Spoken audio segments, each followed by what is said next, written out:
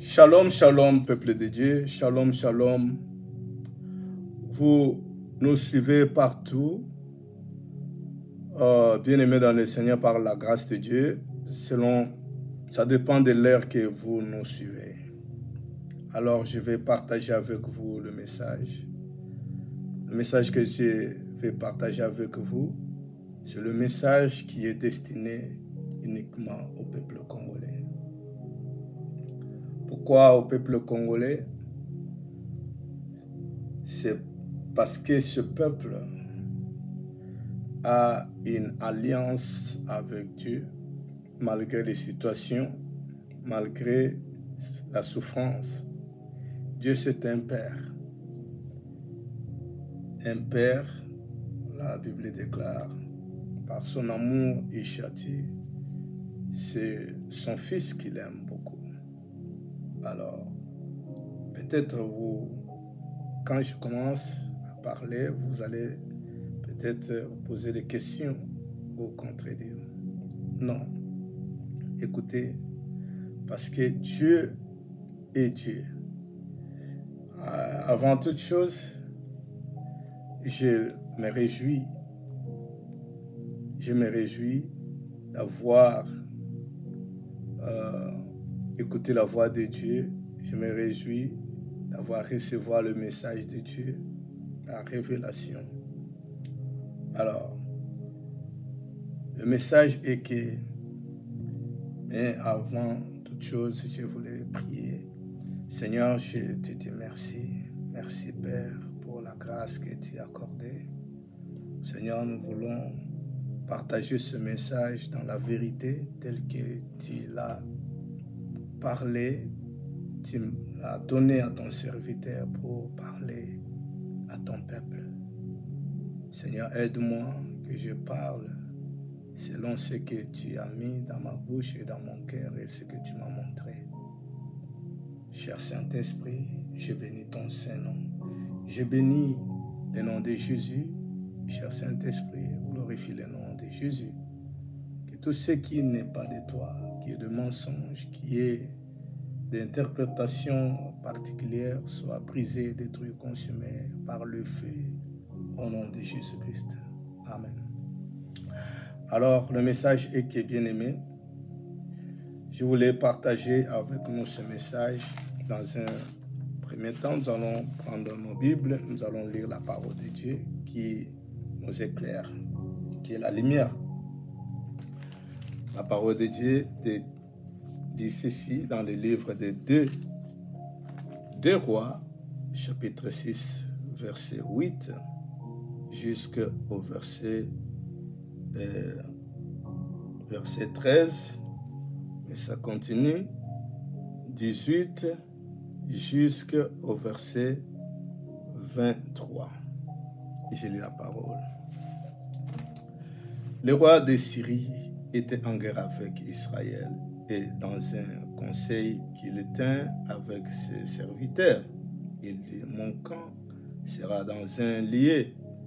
Mais l'homme de Dieu fit dire au roi d'Israël, garde-toi de passer dans ce lieu car les Syriens y descendent. Et le roi d'Israël envoya des gens pour s'y tenir en observation vers le lieu que lui avait mentionné et signalé l'homme de Dieu. Cela arriva non pas une fois ni 2 fois. Le roi de Syrie en eut le cœur agité. Il appela ses serviteurs et lui dit, ne voulez-vous pas me déclarer lequel de nous est pour le roi d'Israël? L'un de ses serviteurs répondit, personne au roi, mon Seigneur. Mais Élisée, le prophète qui est en Israël, rapporte au roi d'Israël les paroles que tu prononces dans ta chambre à coucher.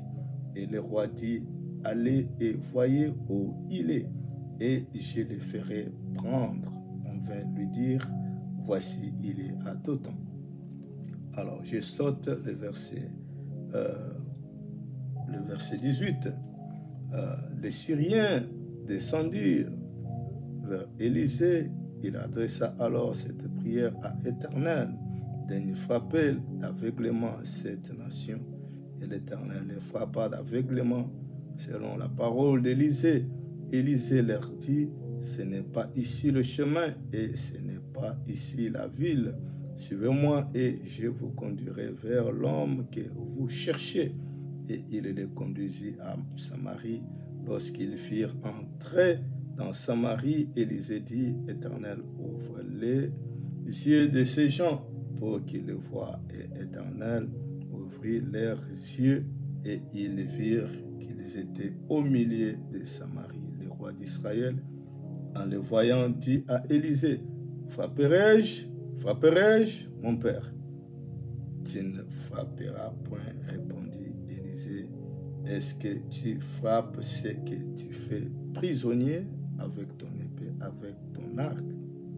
Donne-leur du pain et de l'eau afin qu'ils mangent et boivent et qu'ils en aillent ensuite vers leur maître. Le roi d'Israël leur fit servir un grand repas et ils mangèrent et birent, puis il les renvoya et ils s'en allèrent vers leur maître et les troupes des Syriens ne revinrent plus sur le territoire d'Israël.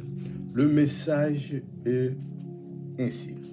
Donc, les rois d'Israël et les rois de Syrie, ils étaient en conflit, mais tout ce que les rois de Syrie étaient en train de planifier contre le roi d'Israël, même dans sa chambre. Alors, il y avait un prophète en Israël qui s'appelait Élisée et qui écoutait. Il écoutait tout, même ce qui était caché, bien-aimé dans le Seigneur. Alors, ce que je vais dire ici est que peut-être vous allez vous poser des questions, mais lui, parce que le pays est en guerre, il y a des vidéos qui se font. Oui, bien sûr, chacun fait les vidéos, selon.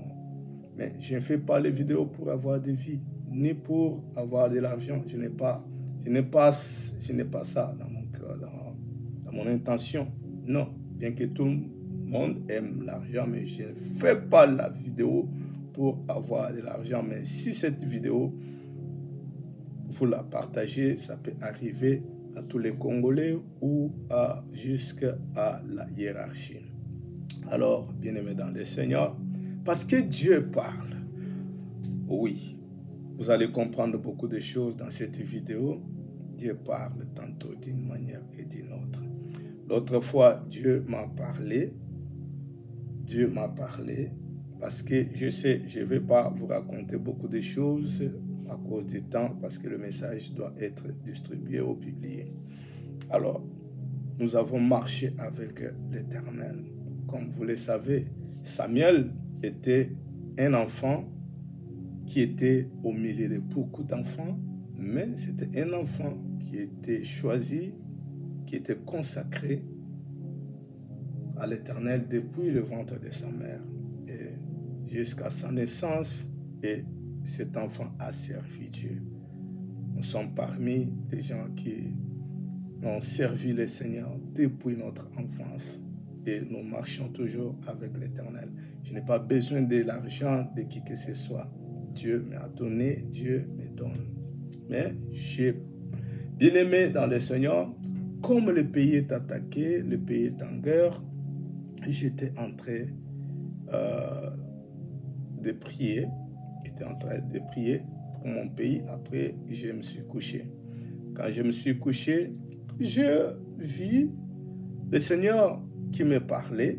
Je parlais avec une personne qui me disait, l'ennemi est devant ta porte et à la porte de ta maison. L'ennemi est à la porte de ta maison. Bien-aimé dans le Seigneur. Et quand je regarde dans mon songe, je vois le président du Rwanda, je vois le président Kagame, je cite les noms, bien-aimé, mais c'était ma première fois de voir cette personne dans mon songe.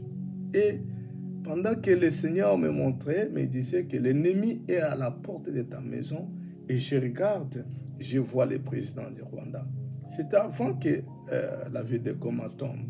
j'ai partagé ce message avec d'autres personnes, même serviteurs de Dieu. On a prié pour ça. Et enfin, même dans l'église, même ceux qui nous suivent sur notre chaîne, le Kabango Ministry. Alors, bien-aimés dans le Seigneur, et c'est là jusqu'à ce que c'est arrivé. Mais écoutez le message encore. Le Seigneur était en train de me parler. J'ai fait la vidéo que j'ai fait, mais l'ennemi a combattu, afin que cette vidéo ne soit pas distribuée. Alors, mais voilà pourquoi nous sommes là et nous, comme la vie, Christ nous a donné et vit en nous, nous avons la vie et nous voulons encore partager le message que le Seigneur nous a donné. Alors, Dieu révèle les secrets, même dans la chambre, ce qui s'est passé dans la chambre du roi des Syriens, mais Dieu l'a révélé à son serviteur, parce que Dieu connaît et Dieu voit toutes choses. Alors, mes frères et sœurs, le message que Dieu m'a révélé, les choses terribles. La vidéo que j'avais faite, vous pourrez, si vous l'avez réussi avant, vous pouvez dire que non, vraiment, Dieu est merveilleux. Et parce que, alors, Dieu était en train de me parler. Quand j'ai vu la ville de Goma tomber, j'ai vu les gens mourir, j'ai regardé les vidéos, j'ai vu une maman que son corps était transpercé avec des balles, mais elle n'est pas morte. Elle n'est pas morte, mais son corps vraiment détruit. J'ai vu encore une sœur qu'on a coupé les bras, vraiment montrant comme ça. Je pleurais, je disais, Seigneur, Seigneur, qu'est-ce que ce peuple t'a fait? Qu'est-ce que ce peuple t'a fait pour subir de telles conséquences? Qu'est-ce que ce peuple t'a fait, Seigneur? J'ai pleuré, mes bien-aimés. J'ai pleuré devant le Seigneur longtemps. Et après, le Seigneur m'a révélé beaucoup de choses. Le Seigneur m'a parlé du peuple congolais. Aujourd'hui, peuple congolais, nous avons des prophètes, nous avons des serviteurs de Dieu, parce que c'est un pays laïque, tout le monde. Mais ce que le Seigneur m'a montré, beaucoup, le Seigneur n'est pas avec eux. Le Seigneur n'est pas avec eux. Le Seigneur, tout ce qu'ils font, le Seigneur ne les connaît pas, il n'écoute pas. Même il crie, le Seigneur n'écoute pas, il n'entend rien. Ils sont des bruits. Ils sont des prophètes de commun accord. C'est ce que le Seigneur m'a dit. Vous connaissez l'histoire des prophètes de commun accord. Lorsque vous allez lire dans le livre des Deux Chroniques chapitre 18, vous allez lire ça, commencer au verset 1 jusqu'au verset 34. C'est l'histoire ici dont il y avait Josaphat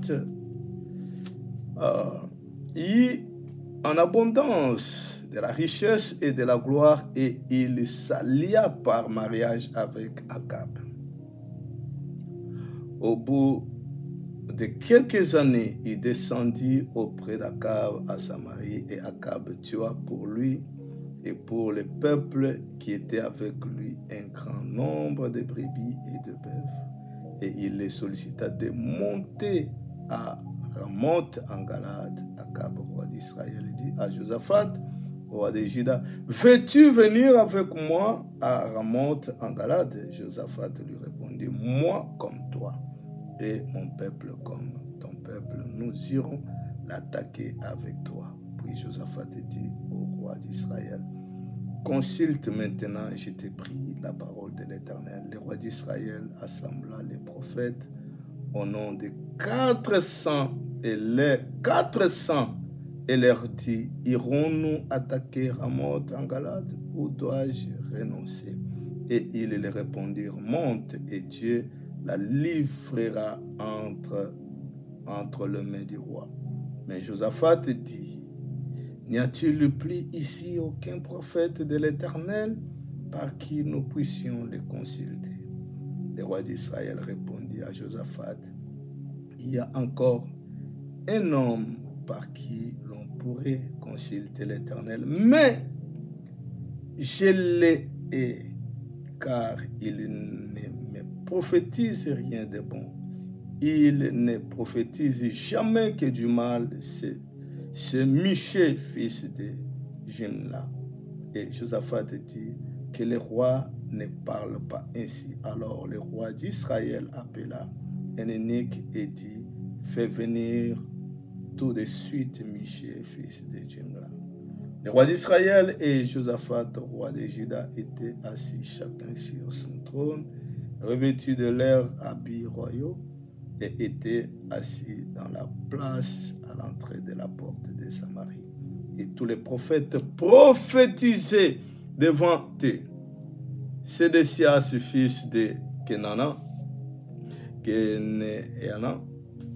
s'était fait des cornes de fer, et il dit ainsi, parle l'Éternel avec ses cornes, tu frapperas les Syriens jusqu'à les détruire. Et tous les prophètes prophétisaient de même en disant, monte à Ramoth en Galade et tu auras du succès, et l'Éternel la livrera entre les mains du roi. Alléluia. Tous les prophètes, ils étaient 400. Ils ont parlé le même langage. Ils ont prophétisé pour les rois. Mais c'était le mensonge qu'ils étaient en train de prophétiser. Parce qu'ils avaient besoin de l'argent. Parce qu'ils avaient besoin de présents. Parce qu'ils avaient besoin qu'on leur donne quelque chose. Ils avaient besoin.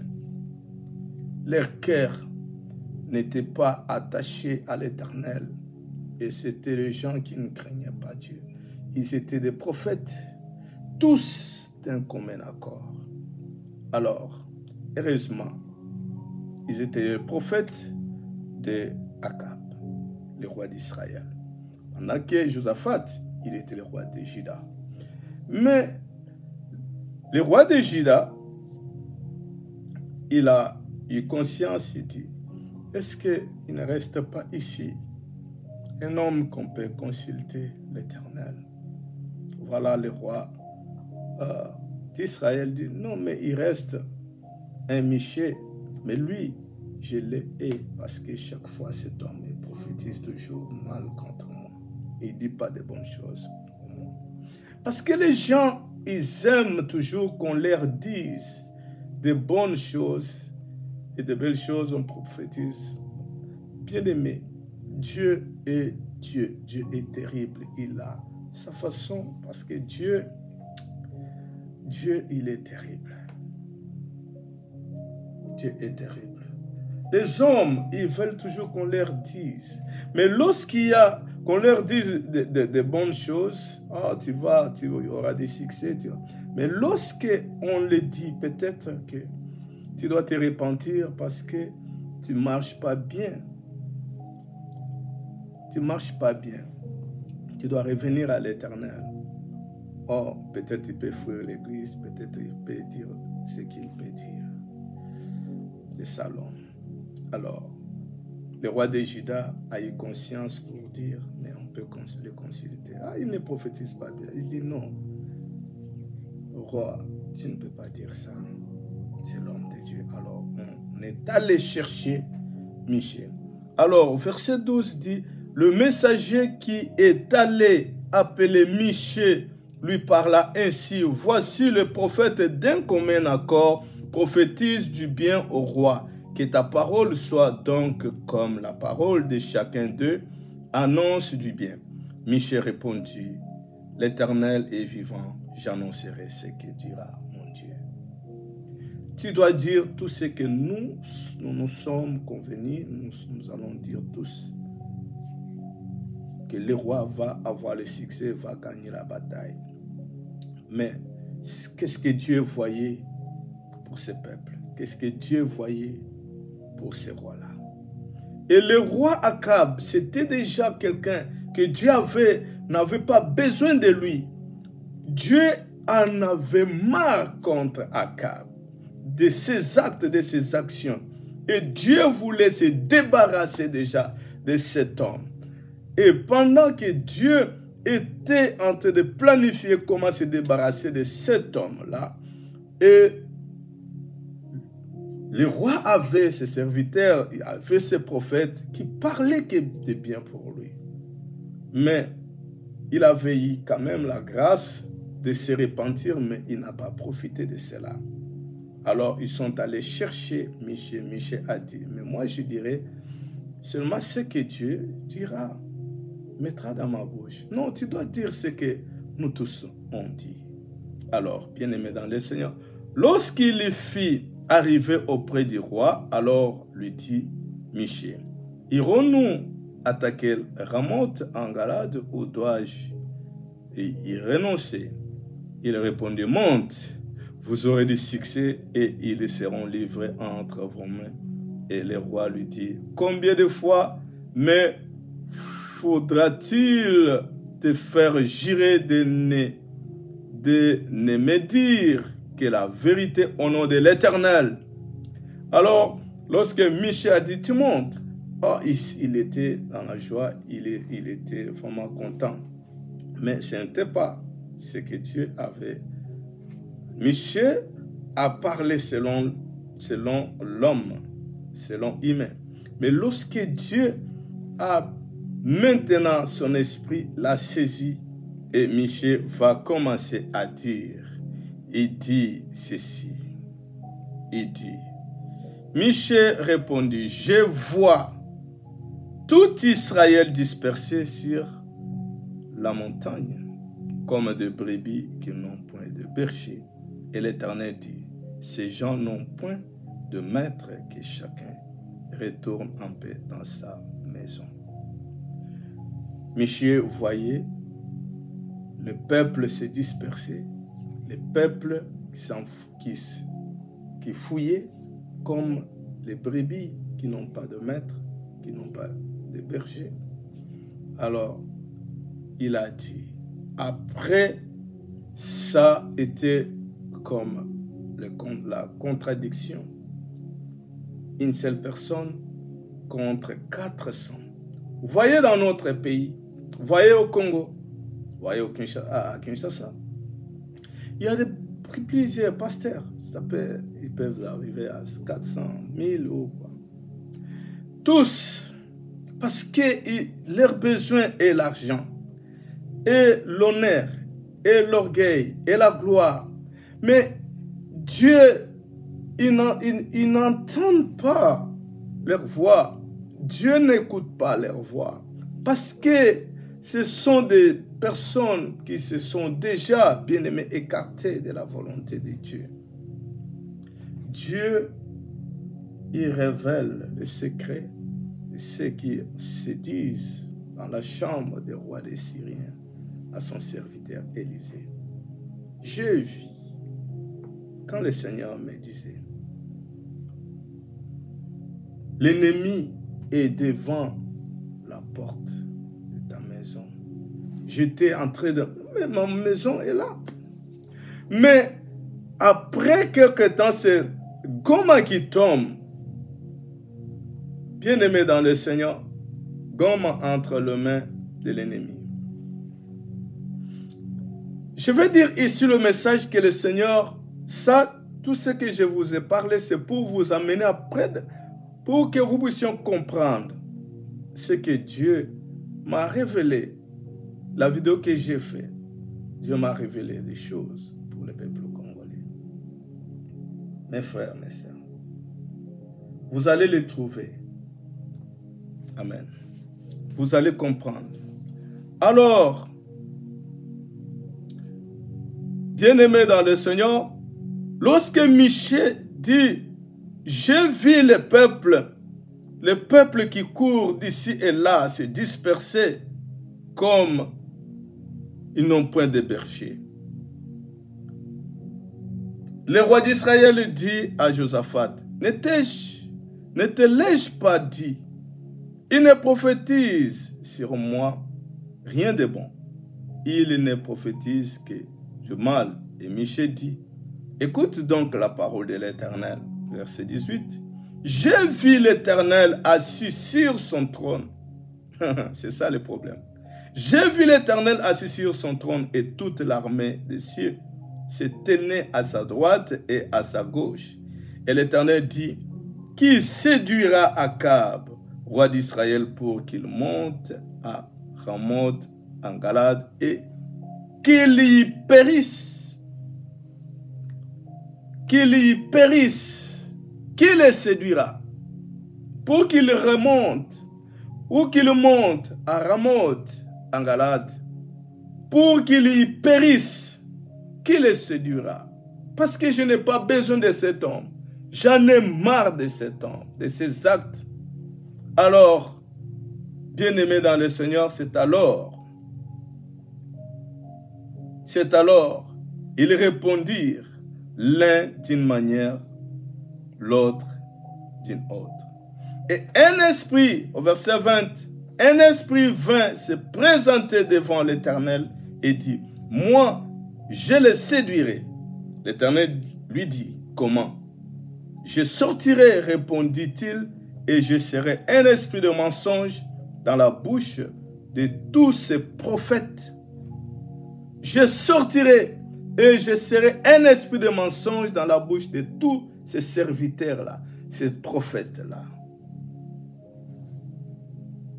L'Éternel lui dit, « Oui. » L'Éternel lui dit, « Tu les séduiras et tu en viendras à bout. Sors et fais ainsi. » Sors et fais ainsi. C'est un esprit qui était, alléluia, un esprit dans le conseil de l'Éternel. Un esprit dit, moi je vais sortir, je vais séduire Akab et je vais le séduire comme un esprit de mensonge dans la bouche de ces prophètes-là. Pour qu'ils périssent. Pour qu'ils périssent. Et maintenant, voici, l'Éternel a mis, verset 22, a mis un esprit de mensonge dans la bouche de tes prophètes qui sont là. Et l'Éternel a prononcé du mal contre toi. L'Éternel a mis un esprit de mensonge dans la bouche de ces prophètes-là. Et l'Éternel a prononcé du mal contre toi. C'était le temps pour que Akab puisse s'humilier, prier à Dieu, s'humilier, demander pardon à Dieu, se repentir devant le Seigneur, parce que Dieu était en colère. Après, lui, il a fait la tête. Bien-aimé dans le Seigneur, après, qu'est-ce qu'il est arrivé? Il a fait la tête et, bien-aimé, alors, Sédécias, fils de Kenan, s'étant approché, frappa Michée sur la joue et dit, « Par quel chemin l'Esprit de l'Éternel est-il sorti de moi pour te parler, Michée? » Répondit, « Tu le verras les jours où tu iras de chambre en chambre pour te cacher. » Pour te cacher, le roi d'Israël prenait Michée et emmenez-les. Il dit, prenez Michée et emmenez-les vers Amon, chef de la ville, et vers Joas, fils du roi. Vous direz ainsi, parle le roi, mettez cet homme en prison et nourrissez-le du pain et de l'eau d'affliction jusqu'à ce que je revienne en paix. Et Michée dit, si tu reviens en paix, l'Éternel n'a point parlé par moi. Il dit encore, vous tous, peuple, entendez. Si tu reviens en paix, l'Éternel n'a pas parlé en moi. Bien-aimé dans le Seigneur, je veux dire ici, beaucoup de choses, l'Éternel m'a montré beaucoup de choses. Je prie, je pleure pour mon peuple, pour mon pays. Alors, les prophètes, d'un commun accord, l'Église catholique, l'Église protestante, ils se sont réunis, ils sont venus vers les rois, vers les chefs. Ils l'ont dit ainsi, montrant que Dieu les a parlé. Non, Dieu ne les a pas parlé. C'est le mensonge. Les rois ne montent pas. Les présidents ne montent pas pour aller négocier. Ne montent pas. Dieu n'est pas avec ces gens-là. Ils te mentent. Ils te trompent. Ils ont leur suite. Si tu écoutes la parole de ces gens-là, ils vont te nuire. C'est ta chute. Ça sera ta chute. Ne les écoute pas. Ça, c'est un temps de se décider. C'est le destin du peuple de Dieu. Ce peuple ici, c'est un peuple de Dieu. C'est un peuple qui a l'alliance avec l'Éternel. Ne jouez pas avec ce peuple. Sinon, bien-aimés, le peuple, le Seigneur a dit, on frappera le berger et tous les brebis se disperseront. Bien-aimés, ces gens-là, ils amènent le plan. Leur plan, ce n'est pas le plan de Dieu. Ce n'est pas la volonté de Dieu. Ils sont des ennemis. Ils sont des ennemis. Ils n'aiment pas le peuple de Dieu. Ne les écoutez pas. Ne les écoutez pas. Ne les écoutez pas. Dieu n'est pas avec ces gens-là. Dieu ne les a pas envoyés. Il y a un esprit de mensonge qui est entré dans ces gens-là pour dire les mensonges. Dieu n'est pas avec eux. Si le président n'écoute pas ces messages, si le président écoute ou obéit à leurs prophéties, à leurs paroles, bien-aimés, à moins que Dieu n'a pas parlé. À moins que Dieu n'a pas parlé. Mais si Dieu a parlé, ça sera le désastre. Dieu m'a parlé. Et Dieu m'a parlé. Ainsi dit l'Éternel. Il y a encore quelque chose qui est très difficile. Ça, c'est un homme. Un homme. Et c'est un défi pour toute la République démocratique du Congo. C'est un défi. C'est un homme qui a l'influence, qui a l'autorité, sur la grande institution. Mais Dieu dit, cet homme-là, c'est Akan. Vous connaissez l'histoire d'Akan? Je vais vous lire ici. Josué chapitre 7, verset 1 jusqu'au verset 26. La parole de l'Éternel dit ceci. Bien-aimés dans le Seigneur, les enfants d'Israël commirent une infidélité au sujet des choses dévouées par interdit. Akan, fils de Carmi, fils de Zabdi, fils de Zérak, de la tribu de Juda, prit des choses dévouées. Et la colère de l'Éternel s'enflamma contre les enfants d'Israël. Josué envoya de Jéricho des hommes vers Haï, qui est près de Beth-Aven, à l'orient de Bethel. Il leur dit, montez explorer le pays, et ces hommes montèrent et explorèrent Haï. Ils revinrent auprès de Josué, ils lui dirent, il est inutile de faire marcher tous les peuples 2 ou 3 000 hommes suffiront pour battre Haï.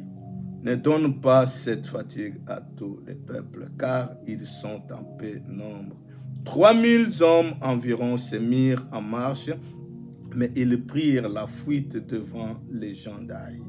Les gens d'Haï leur tuèrent environ 36 hommes. Ils les poursuivirent depuis la porte jusqu'à Shebarim et les battirent à la descente. Le peuple fit consterné et perdit courage. Josué déchira ses vêtements et se prosterna jusqu'au soir, le visage contre terre devant l'arche de l'Éternel, lui et les enfants d'Israël, et ils se couvrirent la tête de poussière.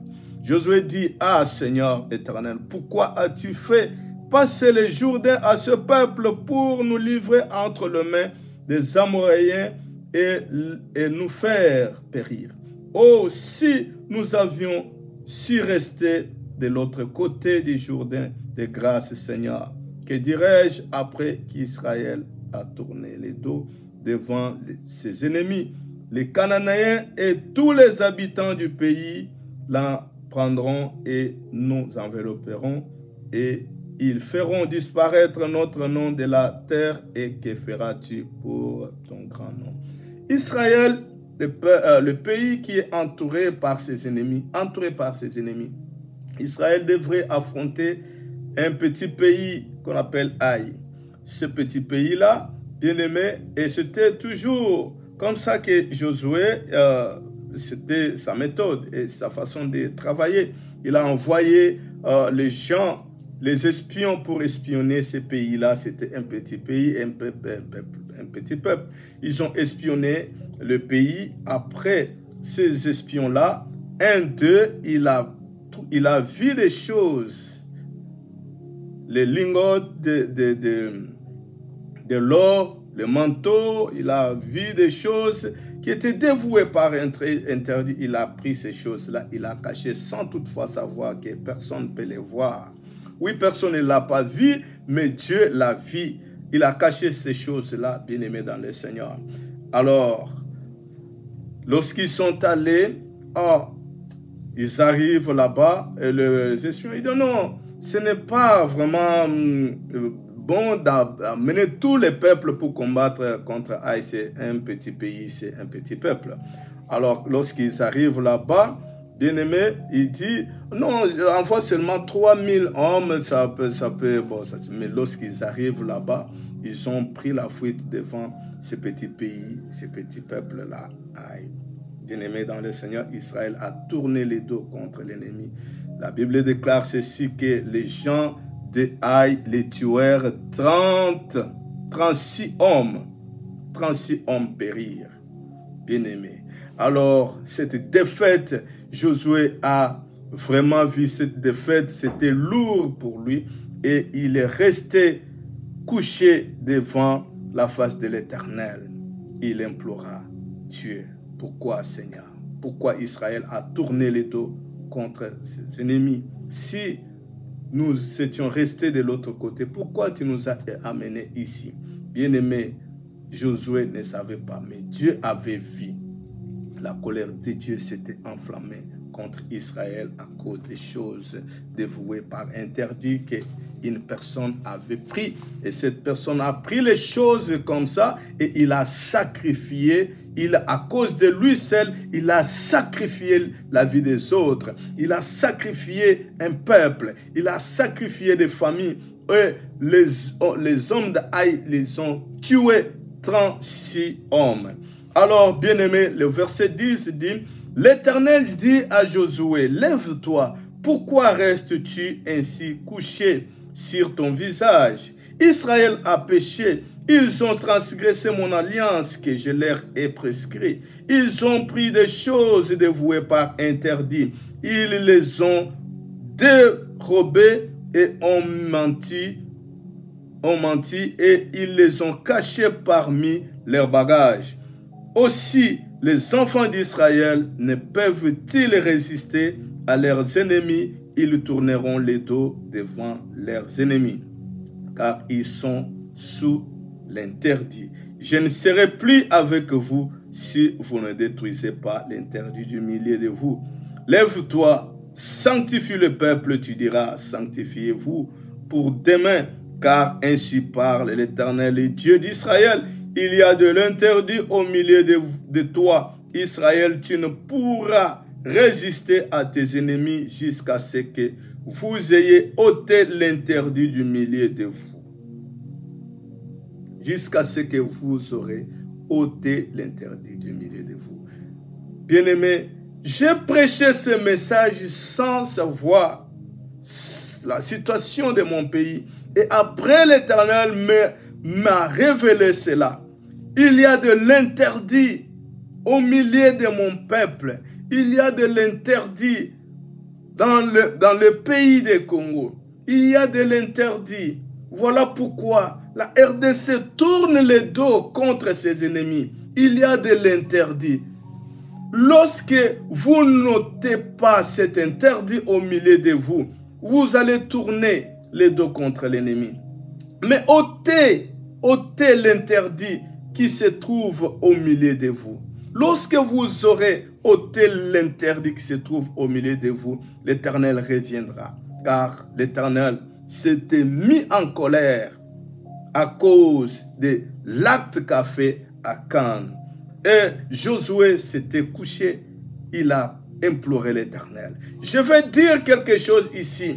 Je ne fais pas de la politique, mais l'autre fois, il y a une maman, elle est devenue ministre au Congo, Maman Eva Bazaïba. Lorsque un leader politique est mort comme ça, Tshisekedi est mort, et cette maman, je me souviens de sa déclaration, elle a dit, celui qui va, même Etienne est mort, mais celui qui va nous amener, qui va nous conduire, il va nous amener dans la terre promise, c'est un Josué. Un Josué. Elle a prophétisé sans savoir qu'elle a prophétisé. Dieu a utilisé la bouche de cette femme et ce message est parvenu aux oreilles de beaucoup de Congolais, mais ils n'ont pas la conscience, ils n'ont pas compris que Dieu était en train de parler dans la bouche de cette maman. Même elle-même n'a pas compris qu'elle a prophétisé de la part de l'Éternel. Regardez comment Dieu fait les choses. Alors je vais dire ici, bien-aimé dans le Seigneur, que ce message arrive jusqu'à l'homme de Dieu, le président de la République. Le président de la République doit savoir, le président Tshisekedi doit savoir qu'il est Josué. Josué qui amène le peuple dans leur destinée pour que le peuple prenne la possession, leur possession, qu'ils prennent leur possession. Il y a de l'interdit au milieu de ce peuple et Dieu n'est pas content. Dieu n'a pas tué Josué, mais Dieu va tuer Akan. Dieu va ordonner qu'on lapide Akan. Akan, il a pris les choses dévouées par interdit. Il a gardé cela. Ça mène la colère de Dieu.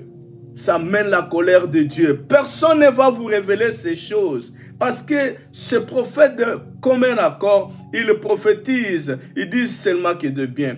Mais ça, c'est ainsi dit l'Éternel. Il y a quelqu'un qui dirige une grande institution de la nation. Le Parlement, je le dis ici, bien-aimé, il a les choses dévouées par interdit.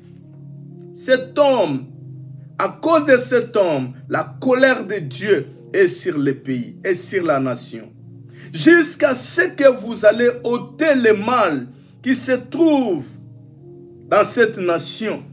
Parce que cet homme a les choses dévouées par interdit. C'est un grand défi pour la nation. C'est un grand défi pour le président. Mais Dieu est Dieu. Ce que Dieu dit et Dieu a dit. Il faut ôter. À cause de cet homme, la colère de l'Éternel est sur la nation et Dieu frappe et Dieu vous tourne le dos et vous tournez le dos contre les petits pays, contre les petites nations. Oui, pendant que vous êtes une puissance. Le Congo, c'est une puissance, si vous ne le savez pas. Dieu le dit dans Ésaïe 18, c'est c'est la terre où retentit où retentit le cri des armes. Mon peuple, c'est une nation, une nation puissante au-delà des fleuves de l'Éthiopie. Alléluia. Le Congo, c'est une nation. On n'aide pas une nation, mais la nation, on n'aide pas une puissance. Même si les États-Unis, on l'aide, il a ses alliés, bien sûr. Les États-Unis, c'est une puissance qui s'est lui-même autoproclamée. C'est une puissance. Et il a fait des conquêtes, il a des alliés qui font de lui une puissance. Mais cette nation, bien-aimé, c'est une puissance que l'Éternel lui-même déclare. Voilà pourquoi tous ces gens-là, ils savent, je vous dis, ils savent, tous ces gens-là. Ésaïe chapitre 18, terre où retentit les cliquetis des armes au-delà des fleuves de l'Éthiopie. Toi qui envoies sur mer de messagers dans le navire des jonques voguant à la surface des eaux. Allez, messagers rapides, vers la nation forte et vigoureux, vers ce peuple redoutable depuis qu'il existe, nation puissante et qui écrase tout et dont le pays est coupé par les fleuves. Dieu envoie le messager, ce messager rapide, va dans cette nation-là. C'est une nation puissante. C'est une nation puissante et qui écrase tout. Le pays qui est coupé par les fleuves, son pays est coupé par les fleuves. Les fleuves, pas seulement le fleuve Congo, pas seulement un seul fleuve comme le fleuve Nil, mais le pays est coupé par plusieurs fleuves. Il y a la rivière Kassai, il y a la rivière Kwilu, il y a des rivières. Le pays est coupé par des eaux. Une nation puissante. Tous ces gens-là, ils ont la connaissance de cette parole. Ils ont la connaissance de cette parole pendant que le peuple de cette nation n'a pas la connaissance que c'est une nation puissante, c'est un peuple qui écrase, un peuple, une nation qui écrase tout. Le Seigneur dit, il dit, ce peuple est redoutable depuis qu'il existe. C'est un peuple redoutable depuis que ce peuple existe. Bien-aimés dans le Seigneur, voilà la valeur de ce peuple. Voilà la valeur de cette nation. Voilà pourquoi vous êtes abandonnés. On ne vient pas vous aider. On ne vient pas à l'aide. Non, vous devez vous défendre. Vous devez lutter. Et pour que vous ayez de la réussite, que vous ayez de la victoire, devait être unis. Unis, les Congolais doivent être unis. Unis. Mais il y a le mal qui se trouve là-bas. Parce qu'il y a un Akan qui a pris les choses qui sont dévouées par interdit. Les choses dévouées par interdit, les choses d'autrui. Il a ça et ça réclame et ça suscite la colère de l'Éternel. Et l'Éternel dit à Josué, vous vous approcherez, verset 14, le matin selon vos tribus, et les tribus que désignera l'Éternel s'approchera par famille, et la famille que désignera s'approchera, l'Éternel s'approchera par maison, et la maison que désignera l'Éternel s'approchera par homme. Celui qui sera désigné comme ayant pris de ce qui est dévoué par interdit sera brûlé au feu. Lui et tout ce qui lui appartient, pour avoir transgressé l'alliance de l'Éternel et commis une infamie en Israël. Cet homme a commis une infamie en Israël. Il s'est caché. Il pensait que Dieu ne va pas le voir. Que ce soit son intelligence ou tel qu'il est bien aimé, mais c'est quelqu'un qui a pris les choses ne vous est pas interdit qu'il garde ces choses-là. Et Dieu n'est pas avec vous. Et Dieu vous donne les dos.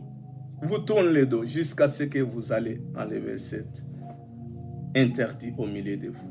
Je dis bien, c'est un défi pour le président et pour toute la nation. Mais devant l'Éternel, c'est une chose qui est interdite et qui est la moindre. Dieu peut le faire, Dieu peut l'ôter. Dieu pouvait frapper Akan. Oui, Dieu pouvait frapper Akan. Mais Dieu voulait montrer à Akan que j'ai vu.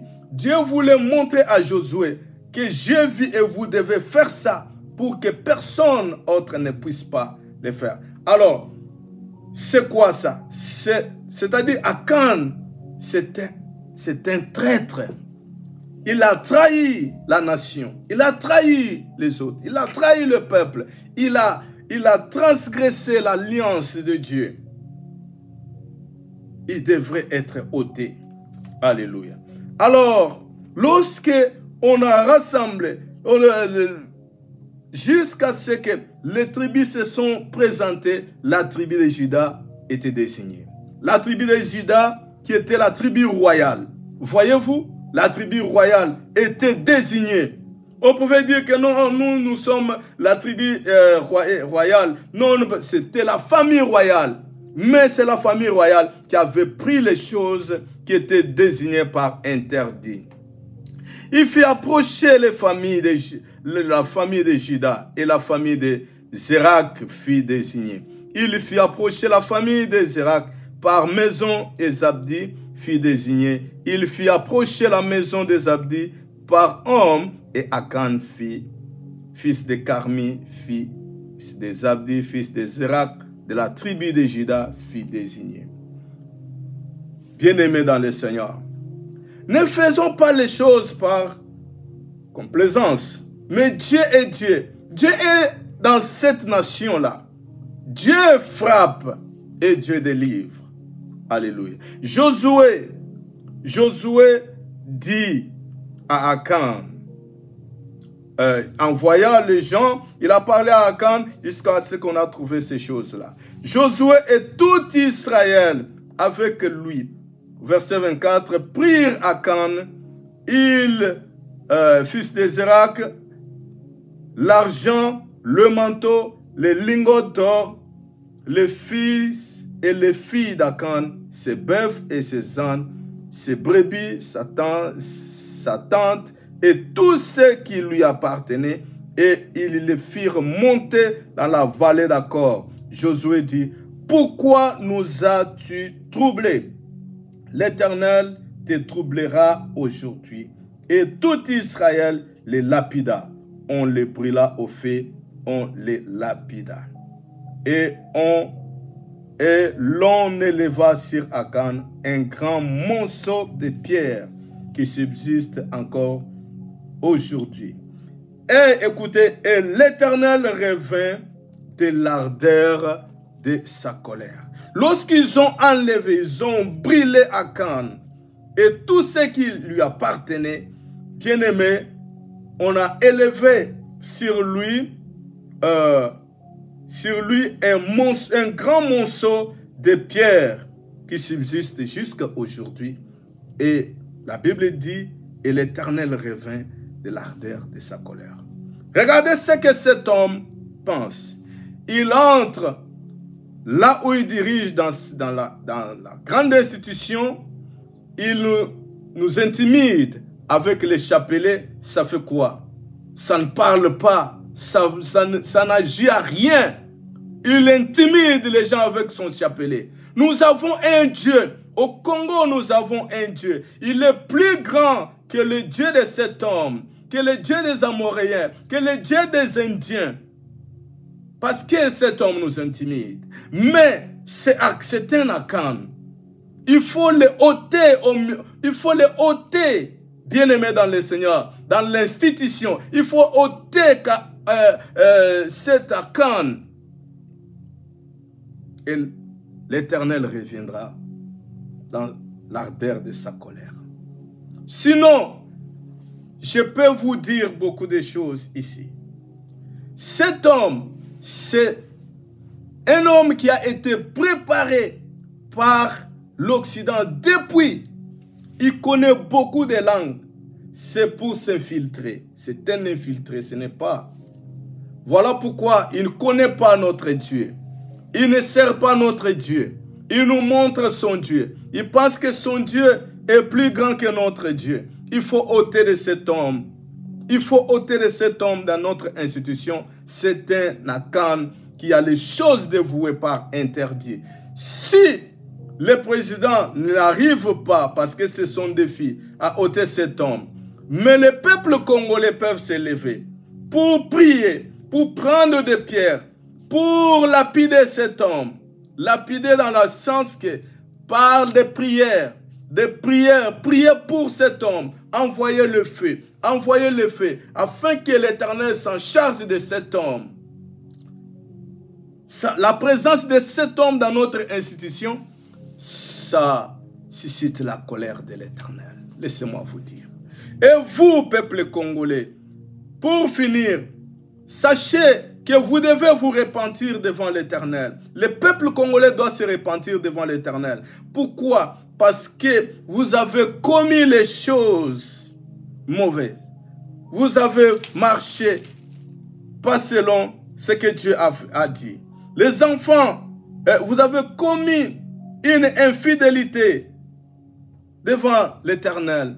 Nous tous, moi et vous tous, parce que nous avons autrefois acclamé, nous avons oublié notre Dieu dans la souffrance, dans la main de Mobutu qui pesait sur la nation. Nous avons oublié notre Dieu qui est notre sauveur. Et nous avons cherché un autre libérateur. Et à travers de ce libérateur, nous l'avons acclamé. Viens nous sauver, viens nous libérer. Il est venu. Bien-aimé dans le Seigneur, lorsque cet homme est venu, ce n'était pas vraiment un libérateur. Voilà ce qui nous a amenés. Voilà ce qui nous a fait. Parce qu'autrefois, nous avons voulu un libérateur. Et nous avons acclamé à ce sauveur-là, qui était notre ennemi. Maintenant, voilà comment le sang, notre sang coule. Bien-aimé dans le Seigneur. Nous devons retourner maintenant vers l'Éternel pour demander pardon à notre Dieu, pour nous humilier devant la face de l'Éternel, afin que l'Éternel ait pitié de nous. Voilà encore cette erreur que nous voulons encore commettre. Non, faisons attention. Nous voulons encore un autre libérateur et nous oublions que notre libérateur, c'est l'Éternel. Le Congo a une alliance avec Dieu. Le Congo a une alliance avec Dieu. Tous ces gens ici, tout l'Occident connaît. Tous les francs-maçons, le monde du ténèbre connaît ce peuple. Voilà, ils ne nous aident pas. Ils nous ont tout arraché, mais ils nous ont laissés avec l'Éternel. Et ils nous critiquent, ils nous disent seulement les Congolais, ils prient parce que nous sommes restés qu'avec Dieu. Revenons à l'Éternel, humilions-nous devant la face de l'Éternel. Dieu va nous sauver. La victoire est certaine. La victoire est dans le camp où l'Éternel est Dieu. Bien-aimés dans le Seigneur, c'est ça le message que je voulais partager avec vous. Enlevez l'interdit. Ça se trouve au milieu de vous. Cet homme qui dirige l'institution, la grande institution du pays, le Parlement, c'est un Akan. On doit prier pour cet homme. On doit l'envoyer de feu. Partout où les Congolais se trouvent, ils doivent prier pour cet homme. Envoyer le feu pour neutraliser ces idoles. Ce Dieu des Amoréens, ce Dieu des Indiens, de sa femme qu'il a amené dans le pays. Bien-aimés dans le Seigneur, nous allons vaincre. C'est un grand traître. C'est un grand traître. Il n'aime pas le pays. Il n'aime pas le bien de notre nation. Revenons à l'Éternel et notre Dieu va nous sauver. L'Éternel vous bénisse abondamment. Que le président n'écoute pas le message de ce prophète-là de mensonge. Il y a un esprit de mensonge qui a parlé en eux. Ce n'est pas l'Éternel qui a parlé en eux. Tu ne peux pas aller négocier avec ces gens-là. Tu ne peux pas aller avec ces gens-là. Sinon, le sort sera comme le sort d'Akab. On a tiré les flèches par hasard et il était atteint. Il est mort. Que l'Éternel vous bénisse abondamment.